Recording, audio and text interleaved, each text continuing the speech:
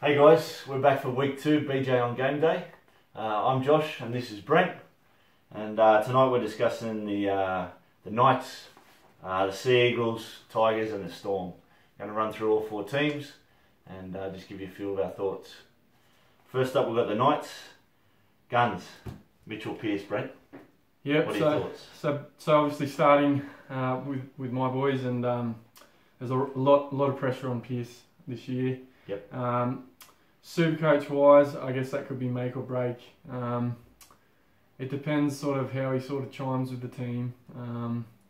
There's a few combinations there already existing with the Roosters, but definitely a player that you could look at in the halfback position this year. He's 550k, and probably going to offer a bit of a player of difference, I'd say. Yep. But definitely a player to look at, I'd say. Yeah. What are your thoughts on Pearcey? Mate, I think obviously he brings, as you said, a few good combinations from the Roosters. He's got that combination already there with Watson and Guerra. I guess it just depends on the Knights as a team. Obviously, they've recruited really well this season. I think with Ponga at the back, Watson there, I think it just depends on how those combinations all form up and how quickly they can gel. Obviously, we're going to see them in the trial matches this week and leading up to the season, so it's just a bit of wait and see. But definitely agree, could be a pod. There's obviously a lot of competitive Supercoach, people there in the halves at that price. Obviously JT's only just behind him at 5.30, and with JT's performance last night against the Storm, he's obviously not too far away from his best. But Mitch Pearce, look, you'd be pretty safe. Obviously last year an average of 62. If you can match that up most years, you're doing pretty well for a half. Yeah, no, I totally agree. Yeah. Second up, Mitch Barnett. Now, this kid, look, came around a couple of years ago. You'd know him a lot more than I would. He's at 500,000, which I think is based on his average of 57 from last year. The year before he averaged 67. What happened last year to him, do you reckon? I think he suffered an injury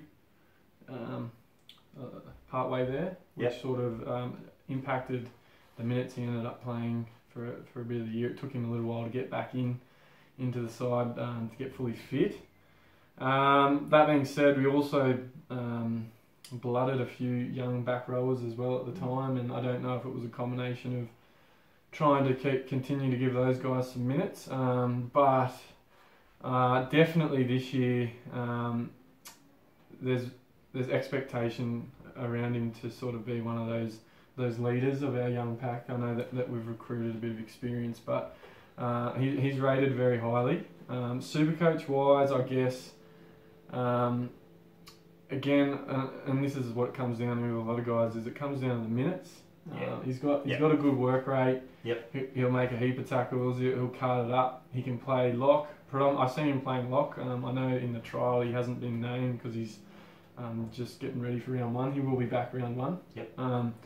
But he'll have to sort of prove his fitness again. But if he can get those minutes, if he can get that high number of minutes, I definitely see him becoming very relevant again and hitting some of that form of 2016. I think it's like you say. I think Brownie over the last couple of years for the Knights has really blooded a lot of youngsters. He's sort of seen who he wants in the team. I think Mitch Barnett is a central part of that. Obviously, you talked about the experience they brought on in Guerra, and I think the Knights will be served well by that. And I mean, every season he's on the park, Barnett, he's just going to get better and better with the right cattle around him. So I'm actually, with all this research we're doing into different players, he's one that I don't have in my team yet, but I'm thinking I'll swap him. I think I've got to find room for him. If he returns to that sort of 67, 68 average from the season before last, obviously the money's just going to go up and he could be that pod as well. So just on that, I guess someone else that I would mention in the space here, not necessarily a gun, but if we're talking pods and back rowers in Newcastle, is Lachlan Fitzgibbon. Yeah. So again, he's one of those guys where I had a closer look at his stats during the week just to sort of figure out what he was doing because he blew up at the end of last year. So he scored 5 tries in his last 5 games. For a back row, it's pretty solid. Yeah, he played some big minutes. So all bar 2 of the games he played to finish off the second half of the year, he played big minutes, like sort of, if not 80, 60, 70 at least. He had pretty good base, but he scored 8 tries in the last 14 games of the year. If he's going to have a combination there with Pearce, he could be a new premium back rower if he gets the minutes. His base is all right. He's not a work rate back rower. He's more of I think he's going to offer that attack. But again, it's the same issues with Barnett. The issue I see being they've picked up Guerra, we've picked up Williman, we've picked up Hyington, we've picked up Herman SSA, and you've got guys already there like Bura, Sam Stone, Barnett. They get enough minutes? Where are the minutes? And that's my only issue with guys like Barnett, Fitzgibbon, Guerra. I don't know who's going to get the minutes, but if Fitzgibbon's getting the minutes, or Barney's getting the minutes, or Guerra's getting the minutes, I think there's a lot of value to be had with one of them there. So I think while we're super coaches, Nathan Brown's just the Newcastle coach. He doesn't really give two hoots about super coach and who we're trying to get in. But look, I definitely agree about Lachlan Fitzgibbon. I brought him in about halfway through last season after watching one performance. I can't remember who it was, but he just looked good. It wasn't about the points. It wasn't anything like that. It was just with everything that Angus Crichton was doing at the Bunnies, I just saw that same rangy back rower, great attacking prowess, and obviously Crichton, was basically playing 75 minutes every week. I think if Fitzgibbon can somehow turn into that as well, if he can impress enough, he will definitely be one to watch. No, totally agree. Now, obviously, there's a bit of a battle in the halves for the 6. You've got Brock Lamb and you've got Connor Watson. Who's getting the spot for you? For me, it's Watson. Okay. Couple reasons. First of all, Watson hasn't come over from the Roosters to play off the bench. I'm pretty sure that deal was sort of premised with he would get the 6. That being said, Lamb hit some awesome form at the back end of last year. So I guess the only thing with that is that we're going to have a bit of depth there, a bit of competition for spots, keeping them honest. But round 1, barring any injuries or anything like that, it's going to be Watson. Okay. So he's priced around, I think, 285, 290. He's got that duality between 5'8" fullback. Definitely an option there to have a look at. Not a cheapie, but definitely not expensive. It seems that way. I mean, obviously we pressed on it in the first podcast. Obviously the different structures of the pricing now. 285. It is. Look, it's not a cheapie, but it's not that expensive. Someone who, as you pointed out, just his benefits there, the duality of position. He's going to be starting at the 6, and he's just got a lot of positives about him. He's a good young footy player, and the tackle bust, the line breaks. He's just going to be an excitement machine. So, I'm with you. I think he'll get the nod in round 1. And I think, for Supercoach players, I think he's someone you've definitely got to have a look at, whether it is that second spot in the 6 or the 1 behind all your superstars. Kalen Ponga. Let's talk about him. What's he bring to the team? Mate, I guess one big thing everyone forgets with Ponga is he's only played a handful of first grade games. So he's this young guy that's just got so much expectation on him, just outside of Supercoach. And I think a lot of people forget he has only played. I don't think he's even played half a dozen games yet. That being said, though, what he does bring is some crazy X factor. The unpredictability. You don't know what he's going to be able to do, but from all accounts, the kid's a freak. Supercoach wise, he's priced around 420. He's a bit of a victim there. Obviously, you mentioned it. He's only played about half a dozen games. That's enough to get you an average. And instead of someone we'd hope, like you had him last season when he was a cheapie, someone who comes in at 200, 250, you've got him at 420. Now we're talking about a fullback position that's got Tommy Turbo, Teddy, Billy Slater, plenty of others. We've just mentioned someone like Connor Watson who's 280, 140,000 cheaper. Can you fit him in? Can you honestly say in this season you can pick him ahead of those guys. I guess for me, mate, the fullback position is extremely crucial in Supercoach. Yep. And I mean, that's in the modern day game. They're another sort of ball playing, sort of like a half in a lot of ways, but that's where a lot of the points are coming. For me, he offers an alternative because of his price at $4.20. Yep. But you're taking a bit of a risk, and I can guarantee you there's going to be some games where he opens up and he will get some big scores. But for me, in those two fullback positions, if I'm going to fill them, it's either going to be a premium or a cheapie. Yeah. And if it's a premium, I'm going for consistency. Yep. As much as I'm going to love watching him every week as a Newcastle fan and be excited to watch him every week, yep. I just get a bit worried with the inconsistency might bring with Supercoach. Yeah. But that being said, there's going to be some weeks where they get it right and he tons up and produces some really good things. Yeah. But I'm running two-gun fullbacks, and I haven't looked at him just because of that reason. Anyone else at the Knights you've got your eye on? I guess someone to think about, just potentially in terms of reaping the rewards of some of these big buys, attacking wise, and someone that could be finishing a lot of these things off, and that would be Rostog. Yeah. So he's taken the NRL by storm, mate. He's absolute legend. I'd love to see him just kick on, like you say. You've got a lot of attacking people there now. Yep.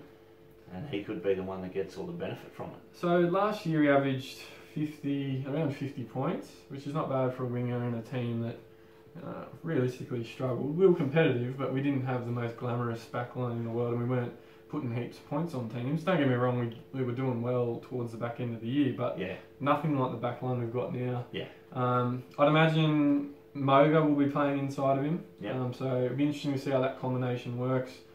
But if you're thinking about base for a winger, like some of the best backs in terms of centres and wingers, their base might be like pretty good base for an outside back, might be around 30, 35. Yeah. I think some of the best are around 35 points.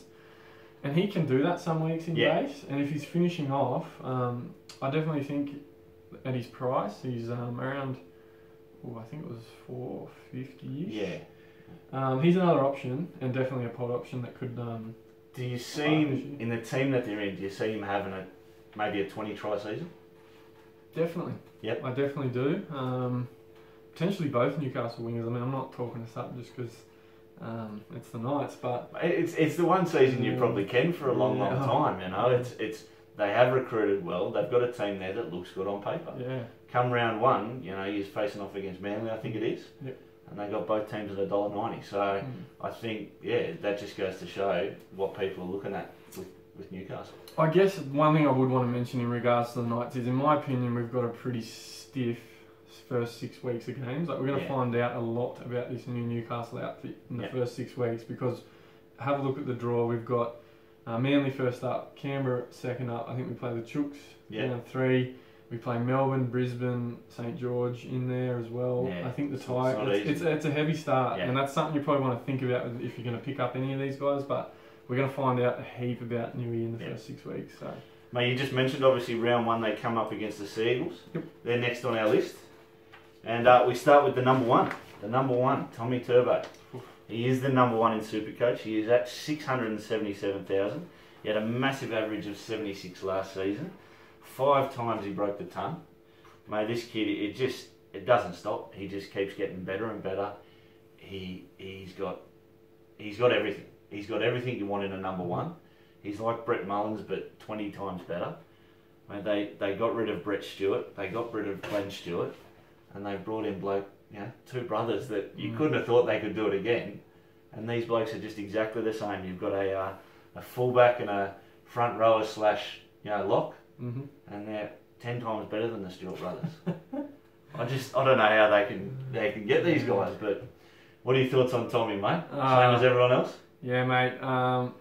Again, another freak, and rejoice New South Wales fans that we finally got something coming through. We can build on this. It's almost a bit like Tommy Turbo, say no more for me. Yeah. The one thing with him, he finished with a couple 130s Supercoach wise at the end of last year. I think that was 230s in his last 6 games or something like that. Yep. Don't quote me on that. And he's coming in at a big price this year because of that. I think from memory, he finished the last 3 games of the season 130, 80, 80, something ridiculous. 677,000 is a big price tag. It's a lot of money.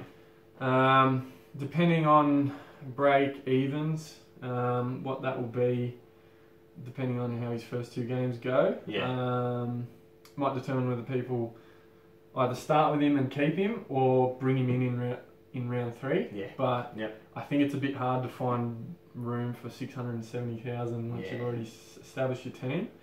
But I think he's royalty. I think he's just going to keep being one of those superstars. And Tommy Turbo is in my team for round 1. Right now, I don't have him in my team. I've got Teddy at the back. I haven't doubled up on fullbacks like a few people have. I look at Teddy at 80,000 cheaper, and I look at the Roosters side that he's moving into, especially with Cooper Cronk coming there. I just think the upside for Teddy is probably just that little bit more than Tommy Turbo. But that's it. Look, either way you go, at the end of the season, come the end of this season, both of these guys are going to average somewhere between 65 and 75. Yep.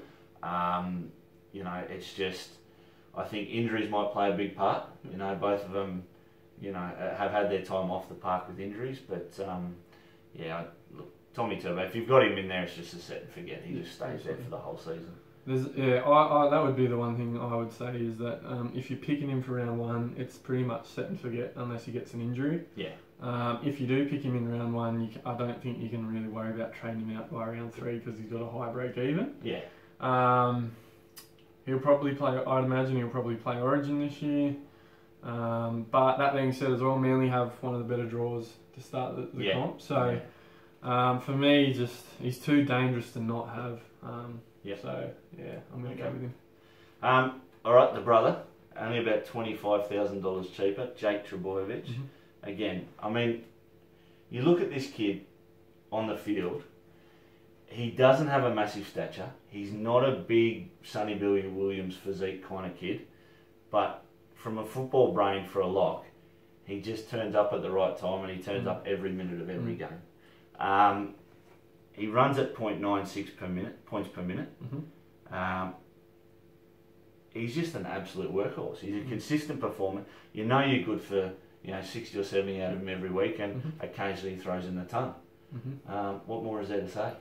Mate, this is a kid, I've got a man crush on him. I don't have many man crushes. In fact, I don't think I have any. But Jake Trbojevic, how good. Yeah. He doesn't look like much chop. Nah. You have a look at him and you just think, how does he do it? But like you said, he must have an unreal footy brain. He links up with his brother a fair bit, little short balls. Last season, I can't recall how many times I saw that. And vice versa. He was scoring tries off the back of his brother and putting his brother through to either finish it or give that last pass. So 650 is a little bit hard for me to swallow. I guess he may. I haven't had a close look at the end of his last season, but I'm guessing he's finished pretty good, and 650 is premium price. His minutes are not. He's not playing 80 minutes, but he's playing about 70 from memory, 65, 70, which is quite good. I guess my only worry would be if he pumps out a couple of those scores, but he's a set and forget as well. I think if you're going to put him in, you leave him in. At the moment, I haven't got him in, but I'm still doing a bit of tossing and turning in the back row there. So I like the combination there of both Turbo and Gerbo. So I like him, but at the moment I haven't got him, but I could see him in by round 1. So. Fair enough. There's a couple of cheapies that people are talking about with Manly, and they're both vying for the same position. Obviously, Jackson Hastings and Lachlan Croker. Now, Hastings spent a lot of time on the bench last year, sort of coming on for that 15-20 minutes to cover at hooker for Coruscant. Look, talk was obviously with Green going at the start, well, obviously last year, going to the Warriors this year, that Hastings would be in line for that 6. All of a sudden you get a rookie like Lachlan Croker come along and, it seems he's got his nose in front. Either way, I guess come Teamless Tuesday, one of them's going to get named at that 6. I think if it's Croker, Hastings may be on the bench. I think if it's Hastings, Coruscant might be an 80-minute player. Mm-hmm. I'm just not too sure. Again, there's a lot of uncertainty until Teamless Tuesday. Yep. But I think these are some guys. These are two guys you can chuck in your team.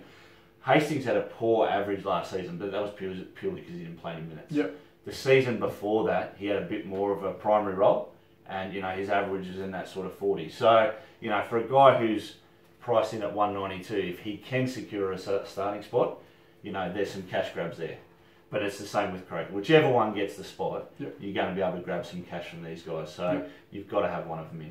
Yeah, so I guess just on that, when I said that I wouldn't be touching Garvey or Havili, a couple of reasons was the minutes. I wasn't sure how that dynamic was going to work, whether they'd be 80 nightmares, I'm not sure. But in my mind, I had a thought that Jackson Hastings, there was a good chance to get the starting half spot at Manly. Yep.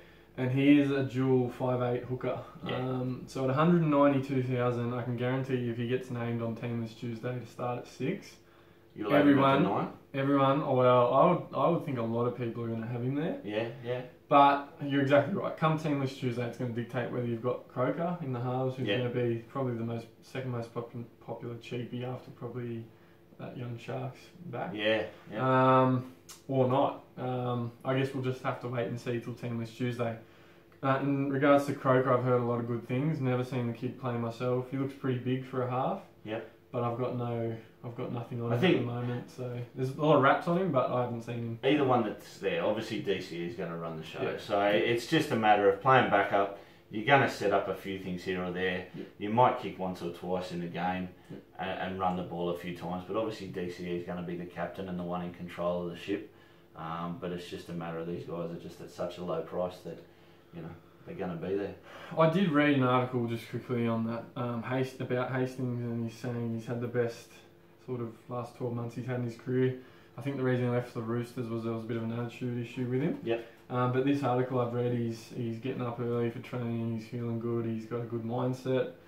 I guess we'll see whether that is actually the case in terms of reflecting on Barrett. But yeah, I think I have to wait till TLT for this one. But mate, mid-ranges, there's not really too many at Manly, and we won't touch on any of those, but there are a few guys who are in, I guess, the higher price bracket, around that sort of late 400s to early 500s. You've got blokes like DCE, blokes like Marty Tapau, Api Coruscant we talked about before as well. He is actually one of my pods. Api, I've got him at hooker. Yep. So I talked earlier in the previous podcast that I didn't have Cam Smith. Yep. Api Coruscant is who I'm going with. But that said, we just had a discussion about Jackson Hastings. If Jackson Hastings is on the bench in round 1, I won't be going Api Coruscant. Yep. The only way I'll go Api Coruscant is if he is an 80-minute player. Yep. I think he's brilliant. I think in that team, he's been there for a few seasons now, and there's just plenty of upside to him. At just over 500,000, I'm pretty keen to get on Api at hooker. I love it, mate. I really like that idea. He's potentially goal kicking as well. Yep. I'm not entirely sure who's going to be kicking for the Eagles. I've heard Api. I know Api can kick. I've seen DCE with a T. Apparently Gerbo has been lining up some conversions. Really? Oh well, maybe. Only the ones in front, sure. Maybe if it was Dire Straits, but I love Api if there's not that rotation hooker off the bench. I think that's a great pickup at 515k. He's got awesome base for a hooker, but he's also got some really good attacking potential. Yeah.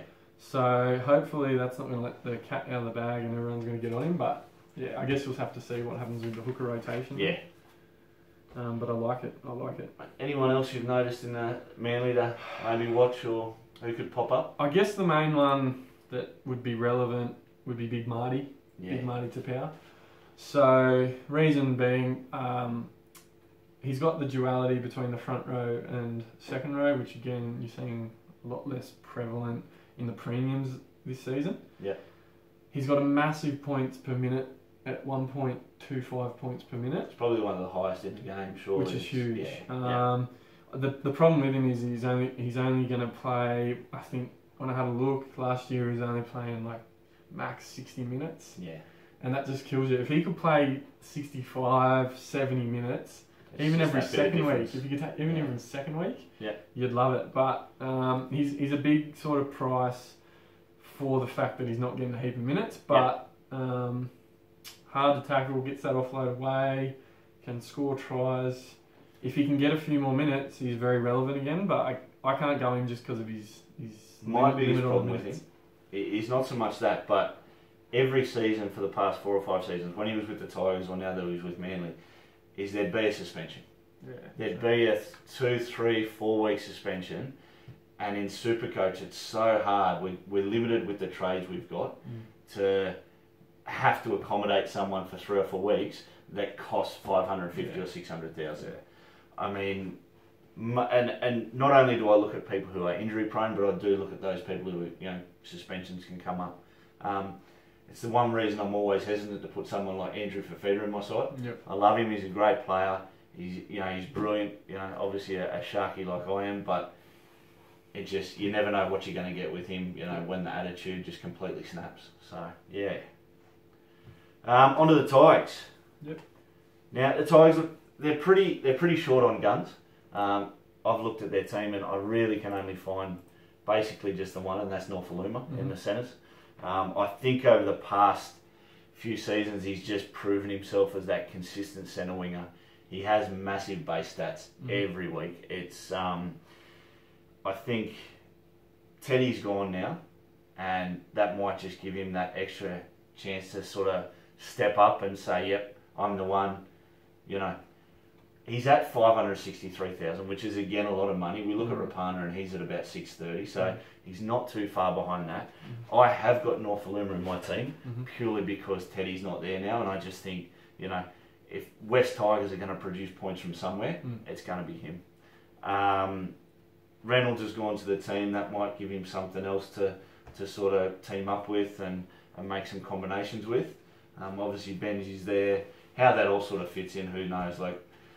I mean, the Tigers are my tip for the wooden spoon. I just don't think they've got the cattle there this year. I think Ivan Cleary's got a big job ahead of him this year. But I think Norfoluma is their one shining light. So, he'll be one I'm getting on. Yep. I guess for me, it's always a case of I just can't bring myself to spend over 500k on an outside back. Even if it's a centre, a winger, I can't do it. I know they bring that massive, what I'd call bup or blow up potential, that ability to score a couple of tries, get ton up or a good more than that, 120, whatever it is. That being said, he was doing some unreal things on the back of not much in terms of a team last season. Yeah. And whilst I'd probably imagine Lola He is going to get the starting fullback spot now, Teddy's not there. It only takes one injury in the halves or something like that to break that combination, and he's probably going to go to fullback, I'd imagine. Yeah. So there's a bit of potential for him there. I'm not a big fan of his 560k tag, that's the only thing. And if he doesn't start well, in terms of scoring a couple pies in the first couple of weeks, I imagine he's going to probably drop a little bit. So you run a bit of a risk there, that's the only thing. But again, it's the same with Rapana and all these sort of high-priced outside backs. It's live by the sword, die by the sword. If you get them and they score a couple of tries, you're absolutely going to be loving life. But if they don't, you're just not going to want to have a look at your team. It's just risk versus reward, and whether you enjoy that type of super coach, I guess. Now, there's one bloke in the team I want to talk about, and he's an ex-Knights player, and he's someone I followed last season and he did nothing. And that's Robbie Rockout. Now, I haven't actually checked out, West Tigers tonight play the Sharks in the trial. I haven't actually checked out to see whether he's even on the team list. He left, obviously a lot of injury concerns over the last couple of years. He's at 242,000. If you go back 3 or 4 seasons ago, for the Knights, he was sort of in your mid-50s average. For someone that's priced that, he can see a jump up. Look, I mean, I'm not too sure of the Tigers' ins and outs and whether he's even a chance of a spot. He's just someone that I fancy a lot, and I'll keep an eye on, just as maybe a potential pod.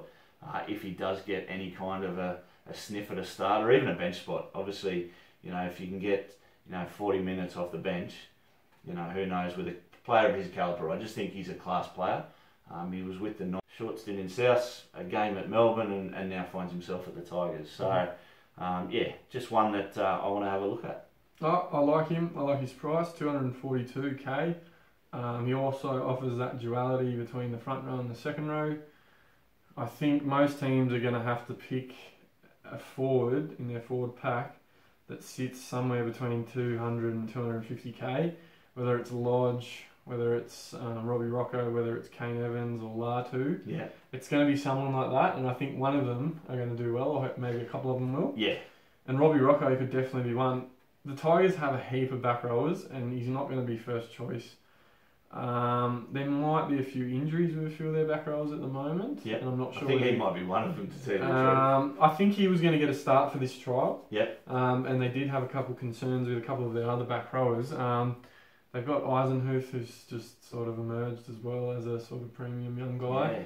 Yeah. There's a couple of others, Sue and a few of those guys. So, not sure of the composition of the side, but Cheekham's one that I've been watching the last couple of seasons. Michael Cheekham, just a tall, rangy back rower. Sort of, I think he's got duality between centre wing and second row front. Yep. So, again, one that I've been watching, but yeah, I guess it just comes down to that first week what they name. Another guy that is the second most purchased player in Supercoach, yet to be cited in a trial. It seems like they're leading to Isan Masters over this guy. It's Tane Milne. He is the second most purchased player, and it looks like he's not going to get a spot. 192,000 is, I guess, why everyone's on him. What are your thoughts on Tane, mate? I guess that's the issue, isn't it? He hasn't been cited as yet. That's not necessarily a reflection of he's not going to get the spot, but I would imagine coming to a new side, he probably needed to play in one of these trials to sort of show the combination. So, whilst I'd like to think he's still a chance, I'd probably imagine he's probably not now. Yeah. Which is a bit of a shame, but that being said, I could leave him in my team. You don't really need everyone on your bench playing. 190k, you're going to have to buy someone. Yeah. And if you're going to buy someone who's not too expensive, he's not bottom dollar, but you could put him on your bench, and I think there's good prospects of him getting a run at some stage. Even if he doesn't find himself in that team in that first week, he seems to be the next one off the list. Yeah. So if you do find an injury, I mean, they're talking about, obviously you mentioned Tuilala here at the fullback, which he'll probably play. Corey Thompson they've brought back from England, the former Bulldogs player, who he's a little lively, he knows how to find the line, so he can score a try or two. So he's thereabouts. It's just sort of another wait and see. Yeah, it's a crazy sort of backline, the Tigers. They brought Mana Fanua as well, who I would have liked to thought he was a good chance to start round one as well.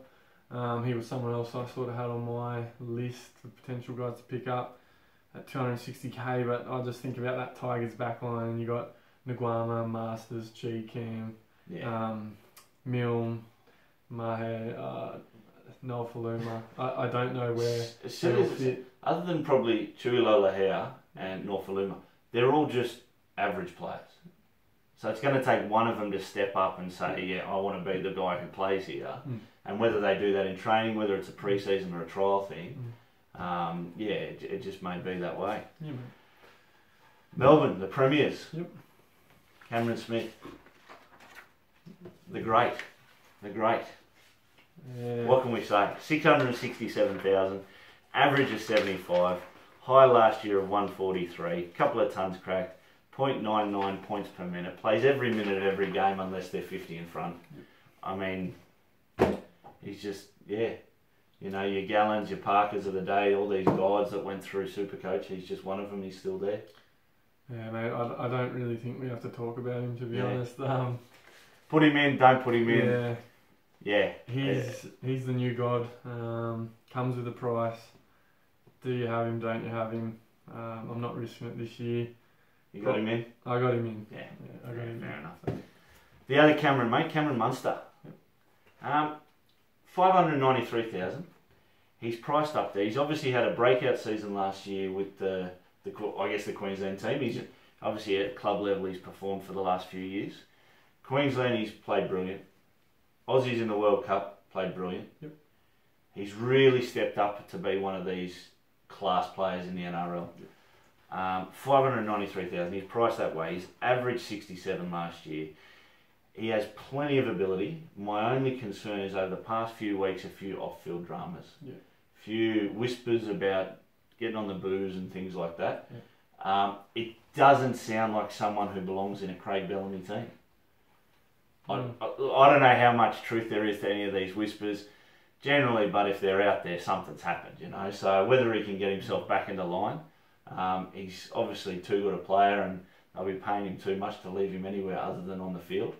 So can he get past all that? Yeah, mate. I mean, bar this whole World Cup incident with Ben Hunt and what's emerged in the last few weeks, everything I heard about him off the field was good things. They all rated him highly. They thought he was a top kid. Yeah, he was a bit of a rat bag, but he's a young bloke from Queensland. There's going to be a few rat bags around. He's got the highest score in Supercoach ever, 183 points a couple of years ago. Yeah. He can play fullback. He'll play 5'8". He's got that duality in Supercoach. He's a tad under 600k. Yeah. So he's offering a good alternative to a Teddy, a Turbo, a Milford, a Johnson, whoever it is. If you're not going one of those guys, unreal alternative, unreal pod. He'll be a pod to my team. I haven't got him just because I like these other guys at the moment, but he's someone I'll just sort of cringe having to watch Supercoach wise because he has so much ability. He can break tackles, set up tries, score tries, and every time he gets the ball, he's trying to do something. Yeah. And I love watching him for that reason. I hate him because he's a Queenslander. But if I'm just talking footy and even Supercoach, I love watching him, and unreal. I can't speak more highly of him. It doesn't matter which position they've put him in, whether it was fullback while Billy was out, whether it's 5'8", or whether it's in the centres. He has performed everywhere he's gone. He has shown he is a world-class player. Now, one bloke we just talked about for the Tigers was Nofaluma, and I've got him on my team. And he's 563,000. Cameron Munster, who plays that position probably better than Nofaluma, and can play fullback, and 5'8", is 593, and I don't have him in my team. So, look, I'd love to see him have dual position with the centre wing rather than fullback 5'8". Yeah. That may have seen me put him in. At the moment, I've got Milf at my 5'8". I've got Teddy at the back. I see the upside for those two players as more than Cameron Munster. So it's that juggling act. You can't fit everyone in, so who do you put in? You know. And that's the thing. I mean, can we have 3 dual positions? Can we get him at centre? I know. Last year he was in the centre, so you could pick him fullback centre. It made it so easy. Same with Turbo. Yep. Made life easy. Now you have to pick. You've got to pick 4 out of probably 8 to 10 guys that you really want that you could have. I mean, the more I think about it, the more I want to get Munster in, but I won't. Like you said, like I've just said, whether it's in the halves or at fullback, you've got to try and just pick 4 out of just 8 or 10 unreal guys. It's just cute. It's just part of the bit of Supercoach I hate, but it's what makes or breaks you at the end of the day. So, it does. Mate, we talked. We mentioned Billy Slater's name before. Now in the trial last week, obviously went down with a shoulder injury. We don't know really the prognosis yet. They're sort of keeping it fairly close to their chest. People are talking like he'll be back for round 1, some that aren't. So one guy there was talk about of replacing him was another guy who went down with a shoulder injury last night in Jerome Hughes. Now, Jerome Hughes, a slight dislocation they're saying, so I'm sure Billy will be back before he will. Jerome Hughes is one I want to touch on. This kid is a gun, but he's 23 years old and he's only played 6 NRL games. Now, in this day and age, if you are that good that I think this kid is, you've generally played 2 or 3 seasons by the time you're 23. What are your thoughts on Jerome? We've talked about him a little bit before. We're both fans of him, but how do you get him into that team? I guess I'm a big believer in you don't see what goes on behind closed doors. So, as far as I'm aware at footy clubs, a lot is said for training well, being a good kid, you know, like being punctual and all that sort of stuff. I don't know anything about Jerome Hughes in that sense, but the only thing I can think of is he might have, potentially, does he have an attitude problem? Does he not train well? Like, everything I've seen of him, he's a live wire. He's got potential. You're right, I think he should have cracked it by now.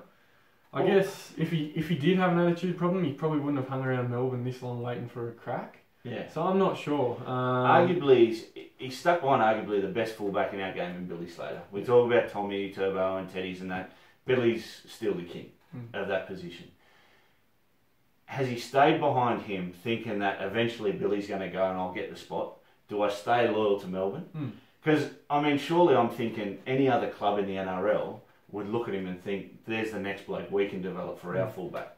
Why hasn't anyone poached him yet? You talk about maybe off-field drama. Or, not that there have been any, but I just can't figure out the whys with this kid. Yeah, as I said, I just don't know what's going on there. He's had a couple of chances and he's done really well when he has. I love to see him get a crack, but you can't leave it for too much longer. No, exactly. You look at guys like Tommy Turbo who got their crack, and even guys like Dugan, they got their crack early, and that's where they built their names from. So I'd love to see him get a chance. That injury last night wasn't good to see.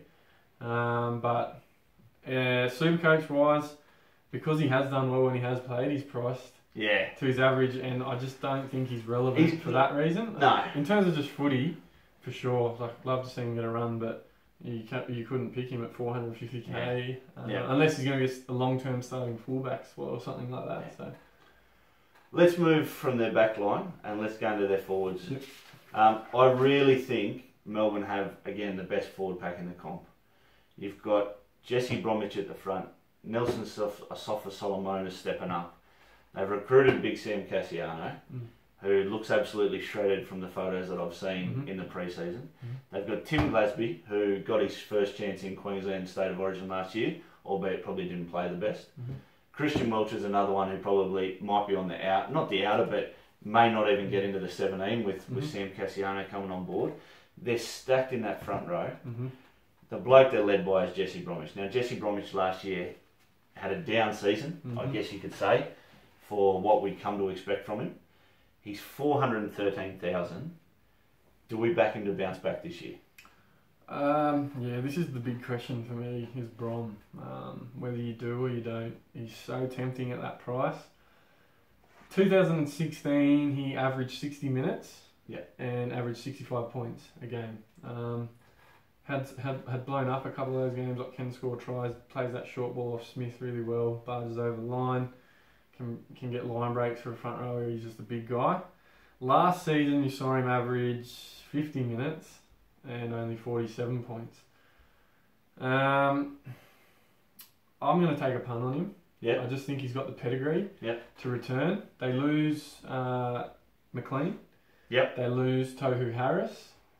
I see they lose Cronk, and the reason why I'm saying losing Cronk is relevant is that leadership. I see if Melbourne are going to defend their title this year, which is going to be a big ask, he's going to have to step up and get back to that 2016 form. Supercoach wise, 413k, front row. I've got to have a look. I had some concerns in the trial the other night. I had a look at his sort of base. There wasn't a lot of base there. He scored a try, I think got a couple of offloads, a line break. That's not going to necessarily be a reflection of it, how it will be in the season, because the minutes won't be the same. But there can be some question marks over his base, and that happened a lot last year. He just wasn't doing enough. The volume wasn't there. But I'm going to have a crack. Fair enough. Mate, I don't have him in there at the moment. I'm actually pretty weak on my front row. I have gone pretty large in the back row. I've got blokes like Mannering, Papali, Gerbo, and that. So look, it's hard to find the money to obviously get everyone in. I've sort of gone the Latu and Lodge approach in the front row. That said, if I have to move a couple of things around, obviously I already talked about maybe having Mitch Barnett. Move one of my big second rowers out to put him in, and maybe I'll bring in Jay Brom. But look, everyone's got to look at him. It's just a matter of trying to put the puzzle together, I guess, with the different pieces. Nelson and Sam, mate. Nelson Asofa-Solomona. Obviously, the trial last week, some big raps on him. Man of the match performance. That said, obviously it's just a trial. He's always threatened so much when he's on the field. He's got a massive points per minute of 1.2. When he comes on the field, he's effective. But with his size, he's only ever played sort of 35 to 40 minutes. He needs to get those extra minutes to be effective. We've talked about, obviously, McLean's gone. Tohu's gone. Does he get that opportunity this year? Yeah, I guess you hit the nail on the head for me, and it's the minutes. I had a look. He averaged under 35 minutes last season. That being said, he had a high score of 88. I think he can score. Good luck trying to stop him. It's the minutes. If he can churn out even 50 minutes at his price, he probably becomes relevant. He's about 360k. Yep. Someone's going to have to start playing these minutes that McLean and Harris have left. Yep. I know they got Finucane there, who's probably going to assume a lot of that. I think Brom will have to take a lot of that as well. I'm wondering who else is going to get him, and I guess someone potentially is NAS. Nelson could do it. I've got some question marks here. You can go from averaging under 35 minutes to playing over 50 or playing 50 to 60 to be relevant. I can tell you how. Craig Bellamy. Yeah, absolutely. But if he does, he's going to be relevant in a big way. Yep. I haven't got him because I've got 3 premiums in my back row and some cheaper sort of options on the bench, and he's just a little bit awkwardly priced for me. That being said, he's not an awkward price, but the approach I've gone, I can't fit a player like that in. Yep. But I like him. I think some people are probably going to reap some benefits from going him, and come round 2, if he's done well, I might have to reassess. And I mean, he does offer something very different to, say, a Cartwright, even though he's 100k more expensive. Yeah. If you're not going to go a Cartwright, maybe you go someone like this. Yeah. I don't know. Yeah. And mate, last Big Sam, we talked about it. Mate, the photos they put in the paper, he's absolutely shredded. He's drop must be at least 15 kilos, and he looks good. He looks good. At the Dogs, he looked lazy. He looked uninterested. He actually looks, now like he wants to play football again. And when this bloke wants to play football, there's not too many even at NRL level that can stop him. He's got a massive amount of offloads in him. He can find the line just like Nelson Asafa Solomoni. He can score tries. Again, I think you just look at this guy and it's the minutes. Same situation with Nelson. If they can both get more minutes on the park, they can find themselves relevant in Supercoach because they do have great points per minute. So he's 253,000. I've got him at the moment as a bench spot for me, or not as an 18 to 25 player for me, just because of his price. I'm prepared to risk him at that price at 250,000. I'm prepared to have him in my front row, just on the pine. I guess my question when you go on someone like that is he going to be someone you look to be a scorer, or is he a cow that you're trying to just get 100 or 200k out of him, hoping he'll start well? Yep. If he averages high 40s, he brings his price up to maybe 450, something like that, and getting rid of him. It's the same as someone like Nelson, NAS. I'm just going to say NAS. I just wonder what the reasoning in terms of are they going to be a scorer or a cow? Yeah. Again, someone's going to have to get these minutes. I don't rate Glasby at all. I know he played Origin. Keep picking him, Queensland, keep picking him. I just don't rate the bloke at all. Welsh, I don't know much about him. I think he's pretty good, but I don't know how relevant he's going to be. Definitely a look at his price. But I think you're right. Look, obviously these are guys that you're not really talking about having come around 26. No. They are guys you're just looking at getting that short upside from, maybe 5 or 6 weeks of price jumps, get that 100, 150, 200k out of someone, and then jump ship. We're all going to want to have by rounds 20 to 26, every basically position on your park completely filled with a star. So that's sort of, I guess, what we're working towards. And that's what I see in Sam. If he can jump to 350 or 400 in the first sort of 7 or 8 weeks, given some time on the park, great. If not, come round 3 or 4, I'll find someone else who's going to get a big price rise and take them. And yeah, as I said, I think there's some other guys you can go sideways to, depending on who it is, whether it's, like I said, Kane Evans or whoever it is at that price. There is a few of them. You can pick one if that's the way you're going to go, and go sideways, come round 3 to get the right one. Hopefully you nail it on the head and you don't have to waste the trade. Exactly right. Yeah. So I guess the only other person I want to mention just quickly, Brody Croft. Yes. Now, I know we've had a little bit of chat about him before. Huge change to the Melbourne Storm side.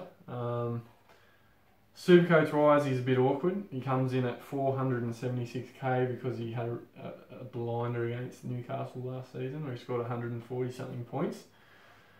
What are your thoughts on Croft? My concern is the price. At 480 odd K, look, there's no doubt that they would have groomed him to be that replacement for Cronk, knowing that retirement's coming soon. I'm sure they're doing the same with Slade Griffin or whoever may jump into Cam Smith's spot.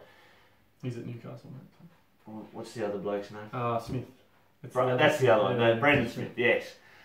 Look, I just can't have him because of the price. I just can't. I think it's too awkwardly positioned there. You've got JT at 530,000. I'm going to pay 60 grand extra for JT every day of the week. I'm sure Croft is going to have a blinder of a season, but I think there's going to be plenty of weeks where he only scores 20 or 25. Yep. I think Cameron Smith might even take more of a halfback role, to be honest. I think what we've seen the last couple of years is Cameron doesn't mind getting out of dummy half and playing that first receiver role. If he's playing that first receiver role, Brodie Croft is just sort of sitting in the wings. So, look, I can't have him at 476. Happy to watch him develop as a player. Hopefully it's terribly, so Queensland can't get another good player. But is he Queensland? He's a Queensland, yeah. Anyway, that's it for week 2, folks. Join us all again next week. We'll cover another 4 teams. Thanks for watching BJ on Game Day. Follow us on Facebook. We'll share this on all the Supercoach pages. I'm Joshua King and this is Brent Hampton, and we'll catch us all next week. Yeah, give us a like and subscribe down below. Comment, you got anything to say, let us know what you think. Cheers. Thanks guys.